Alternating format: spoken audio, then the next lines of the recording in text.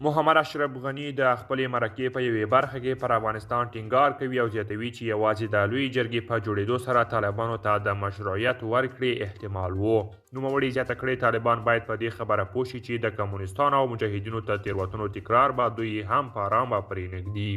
څوک محرومول، پر زور او وژنو اتکا کول هیڅ نتیجه نه ورکوي.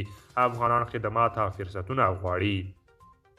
خو د چارو ځینې نور شنونکي وایي اشرف غني لا هم هڅه کوي چې خلک تیر باسي. د سیاسي چارو شنونکی وایس ناصري څرګندوي له بدمرغه اشرف غني د ښځو او ځواکونو په ګډون د افغانستان خلکو په تړاو هیڅ احساس نه درلود او نه یې لري.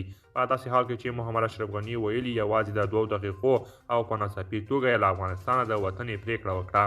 خو امرالله صالح د اشرف غني د څرګندونو په غبرګون کې ویلي چې د کابل له سقوط عین یوه ورځ مخکې د حمدالله محب او فضل محمد فضلي له خبرو دا موندلې وه چې اشرف غني غواړي له هېواده پښې سپکې کړي.